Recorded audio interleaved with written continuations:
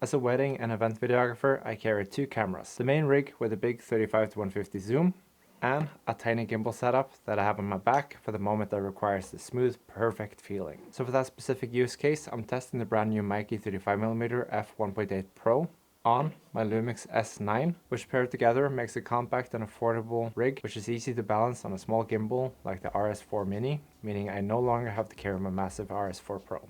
I'm at the same time also publishing a separate video on the Meike 85mm f1.8 Pro, which I've tested in tandem with this one, and honestly, if you're already leaning towards buying one of these, I think the real value is owning both to do quick swaps on a gimbal, or even get the whole set if there's more lenses out by the time you're watching this. For now, it's these two, and there's a 55mm f1.8. I've run these lenses with the Lumix S9 paired with the RS4 Mini, as it creates such a small footprint. I can have this rig strapped around me with a smaller gimbal strap while I'm filming the events with my main rig. Then, once the moment requires a gimbal shot, I'll just throw my rig aside and just press a single button to wake the gimbal up from its lax position, and off I go. I've always wanted to buy the Lumix S primes for this specific use case because you can swap them without rebalancing your gimbal. They're affordable, with decent image quality and a fast f1.8 aperture. But I've seen other reviews that there's one big drawback with the distortion shifting from barrel to pincushion as you rack focus, which can be distracting when you're doing the heavy focus pulls. I've noticed no such defect on the Meike set so far, and I would recommend to get this set over the Lumix for that specific reason on its own. They're also incredibly cheap, being around $380 each, which means I could buy two of these instead of just getting a single Lumix S Prime in my country. My main rig is quite the heavy beast compared to what most people probably are filming weddings on. I'm using a Lumix S5 Mark IIX paired with a 7-inch monitor, a big V-mount battery, and of course my favorite massive zoom lens, which is the Samyang 35-150.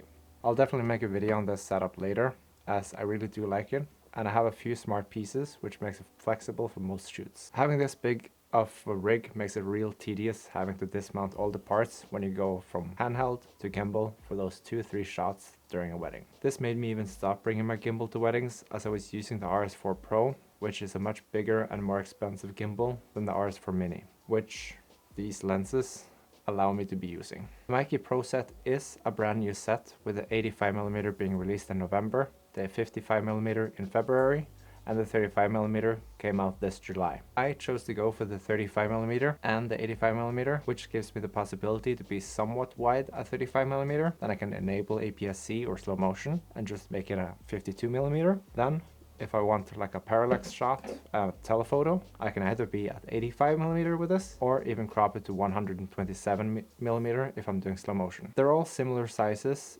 and go all the way down to f1.8, which in most cases gives plenty of light in any scenario. Speaking of aperture, however, there's a physical manual aperture ring on the lenses from the Pro series, and this ring allows you to manually go from automatic, which is what the camera is set to f16, 11, 8, like all of these in steps.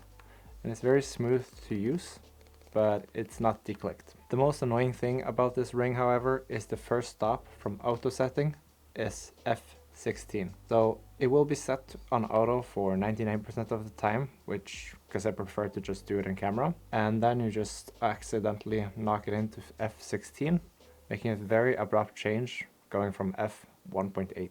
Since I carry the gimbal on my back, the aperture ring often gets bumped into while I'm shooting with my main rig. And then the image just all of a sudden looks much darker, and I have to stop and fix it if I'm going to use my gimbal. I really wish the Meike would add an aperture lock to the Pro set, but once you've knocked into it a few times, you quickly learn how to adjust it back before you start shooting. I've never knocked into it mid-shoot, however, so it's not an issue when I'm actually not just carrying the camera from one place to another. The aperture ring does feel a little plasticky, but the clicking between the different stops is very smooth and pleasant for an aperture ring which isn't declicked. Also, if you're into manual focusing, the linear focus throw in these can be adjusted on the Lumix cameras to multiple different values, both over and under 180 degrees, which I do love, in comparison to my Samyang 35-150, which can only have linear 360 degrees focus throw or more. Having such a huge linear focus throw makes it really hard for me to use the Samyang 35-150 as a solo shooter, so these Pro lenses are amazing for the manual focusing as well.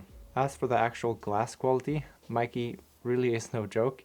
A previously talked highly of the Meike PL adapters, which has built-in variable ND filters, and I've noticed no bad features, which usually comes from cheap adapters with glass. I actually own 2 of these adapters, and I prefer them much more over the more expensive Mufage adapter, so I'm pretty confident in the glass from Meike. As I do with most of my lenses when I get them, I've tested it against my Samyang 35-150 zoom lens, and this is because it's such a versatile lens while having great sharpness, low focus breathing, and insane focal range. If a lens is not better than the Samyang for a specific task, then there's no point of me keeping it. And if I'm comparing sharpness, I think the Samyang is a bit sharper in the corners, but not by a lot.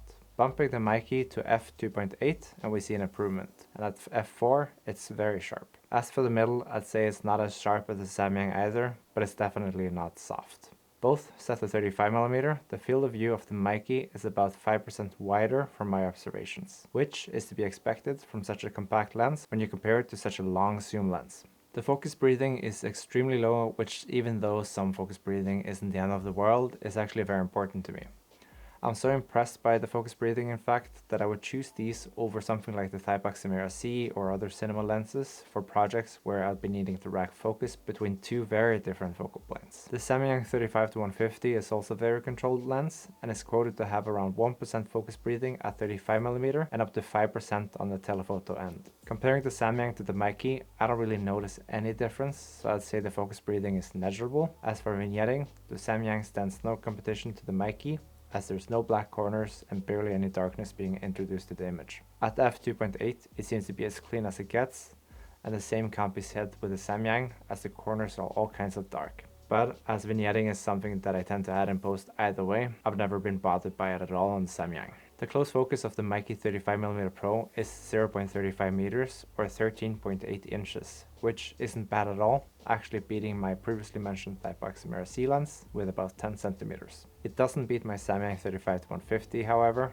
as I need to move the camera a bit more back to be able to get the same focus plane as the Samyang with my Meike. As for the focus roll-off, I don't really see a difference between the lenses. They're both comfortable and well controlled, being boring clean modern lenses. Like with the Lumix S primes, the dimensions and weight of the lens set so far is quite similar on all of the lenses in the Meike Pro set. The 55mm is 370 grams, the 85mm is 388, and the 35mm is 399 grams. And since the Meike Pro lenses can be half the price of the Lumix S primes in my country, they make much more sense for an easy to balance set of primes. There is as well plenty of reviews of the Lumix primes, which shows that they have a warped distortion and quite some purple fringing in contrasty environments, which I haven't discovered the Meike to have so far. But there's only 3 lenses in the Pro set so far, which all have similar size and weight, and I've only tested balancing the 35 and 85 on a gimbal, and switching between them without rebalancing didn't really introduce any unwanted microshakes or complications. So I'm sure the 55mm would work flawlessly too.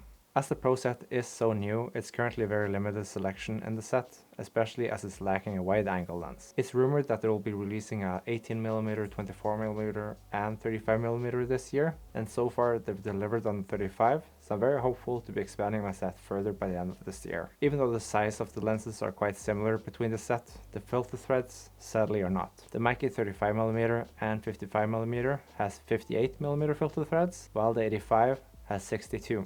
This is a similar story to the Thaipak Samira C set, which all have 62mm, except for the telephoto prime, which has 67mm filter. Having a set of lenses with different filter threads makes it harder to use the same screw-on filters across the set, as you potentially need to buy multiple filters or different size step rings, which potentially can shift the weight slightly even more. Having the set be 58mm filter threads makes it harder to find a suitable filter as well, as brands like Meike Meike Pro V&D starts at 62.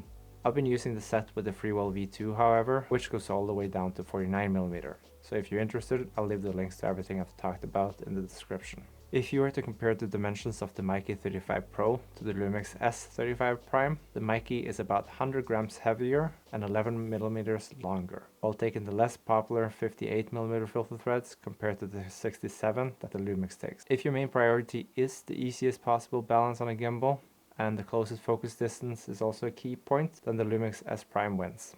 If you want less shift and distortion as you focus, a much lower price while having an excellent performance, the Meike I think is the way to go.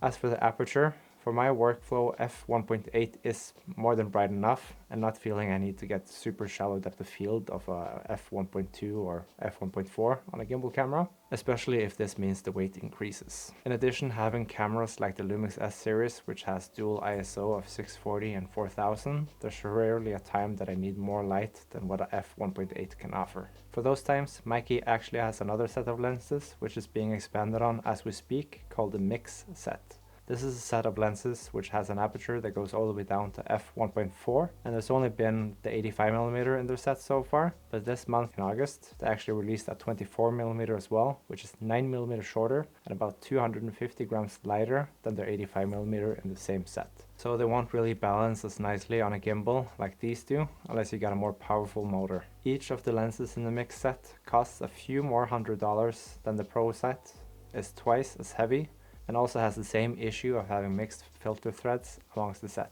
Their image quality looks great, however, so if you're not planning to use them on a small gimbal, I would highly recommend checking them out, and I'll leave links in the description below. So here's my take.